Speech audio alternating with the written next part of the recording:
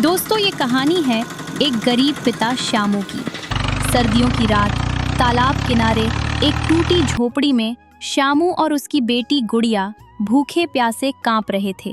बेटी, माफ कर दो, मैं तुम्हें कुछ नहीं दे पा रहा। बाबूजी, आप हैं ना, बस यही काफी है।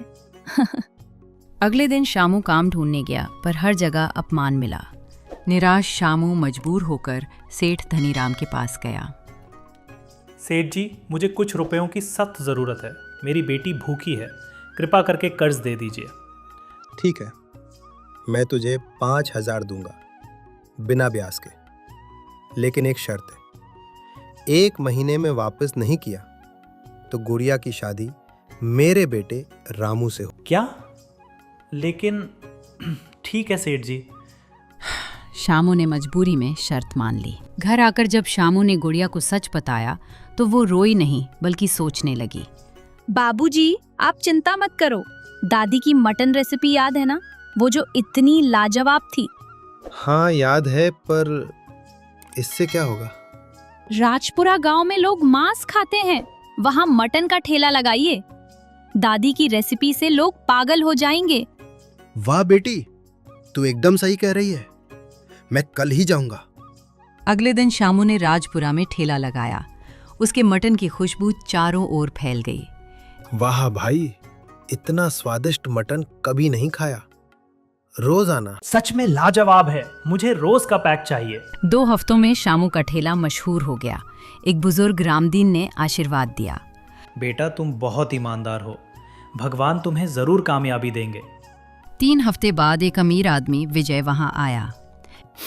ये खुशबू, 1 प्लेट मटन दो भाई। विजय ने खाया तो आंखें भर आईं। ये स्वाद बिल्कुल मेरी माँ जैसा। भाई, ये रेसिपी कहाँ से मिली? ये मेरी माँ रामकली देवी की रेसिपी है। क्या वो मेरी भी माँ थी? पिता का नाम? रघुनाथ प्रसाद। मैं बचपन में मेले में खो गया था। भाई, तुम मेरे छोटे भाई हो, मैं भी उसी दिन खो गया था। दोनों भाई गले मिलकर रो पड़े। सालों बाद परिवार मिल गया। अगले दिन विजय श्यामू के साथ सेठ के पास गया। सेठ धनीराम, गरीबों का फायदा उठाकर उनकी बेटियों की जिंदगी बर्बाद करना चाहते हो? नहीं साहब। ये लो तुम्हारे 5,000, और आगे से किसी गरीब का फायदा मत उठाना।